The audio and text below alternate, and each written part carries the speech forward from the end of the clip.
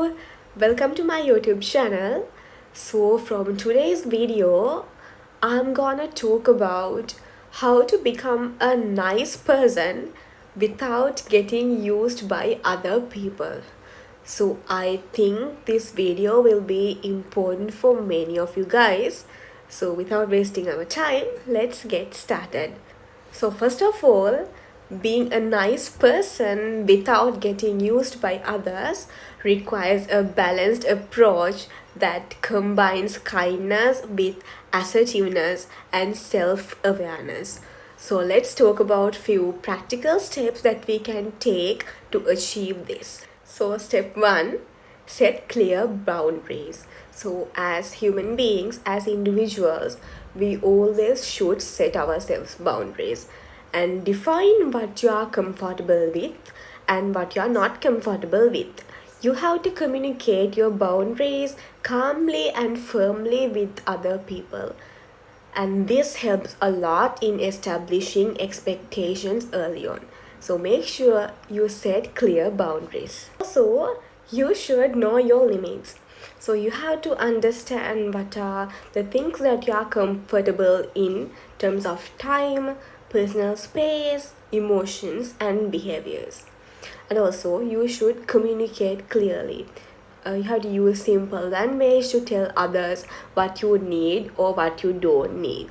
You have to be direct but polite as well.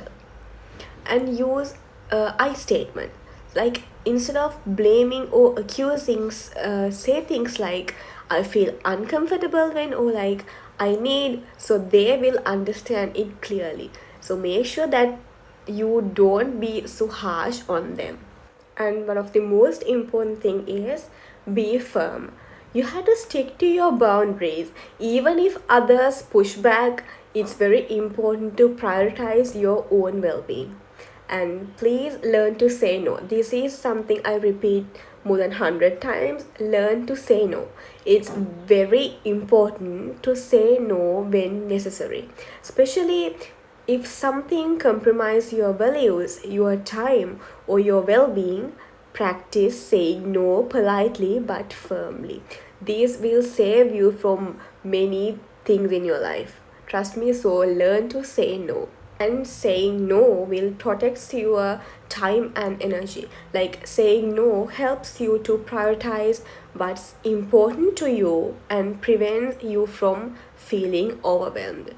And also, it respects your boundary, because saying no sets clear limits on what you are comfortable with and ensuring others respect your personal space and need as well.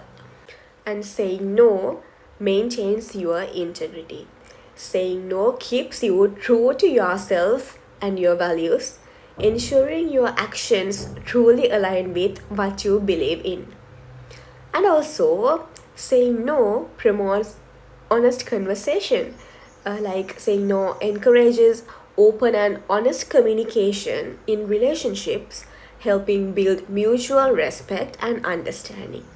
Also, it improves and empowers you.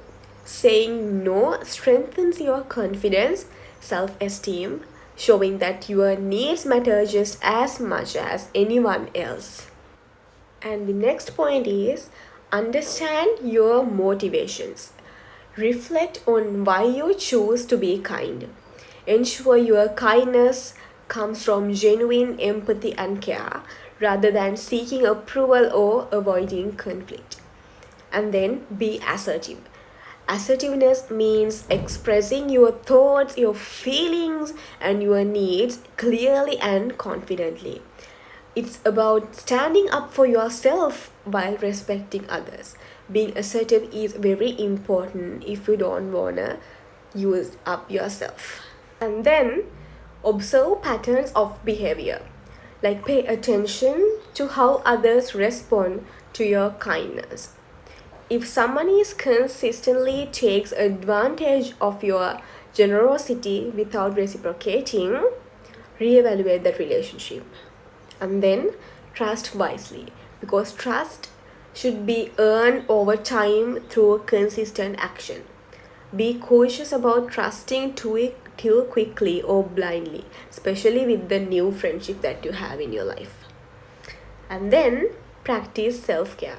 Taking care of yourself emotionally, physically, mentally, and spiritually strengthens your ability to set boundaries and avoid being used by other people. Be selective with relationships. Like, surround yourself with people who respect and appreciate your kindness. Cultivate relationships based on mutual respect and support. Listen to your intuition. This is something I always repeat. Listen to your intuition.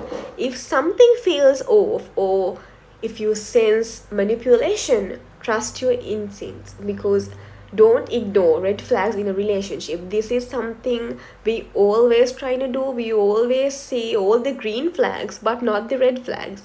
So if you see a red flag in a relationship at once, please focus on that and try to get rid of it. And learn from past experiences. Reflect on your previous instances where you felt used or manipulated. Use these experiences to learn and refine your boundaries and interactions with other people as well.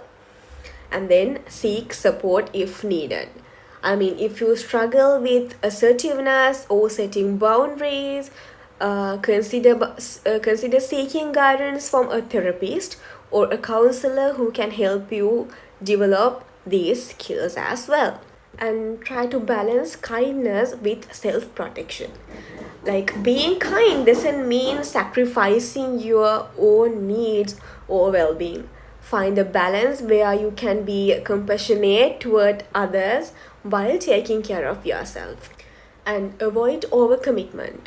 Taking on too many responsibilities can lead to burnout and make it harder to set and enforce your boundaries. So, assess your current commitments before agreeing to new ones and ensure you have the capacity to manage them. And also be consistent, because consistency in enforcing your boundaries helps others to understand that you are very serious about your limits. Like, stay firm in your boundaries and assertive in your communications. Even if it feels uncomfortable at first, you have to do that. So with that, we come to the end of our video. And by integrating these practices into your daily interactions, you can maintain your kindness while minimizing the risk of being taken advantage of by others. Remember, being nice doesn't mean being a doormat, right? So it means being respectful to yourself and others in equal measure. So I hope you guys learned something from this video. Thanks for watching. Bye.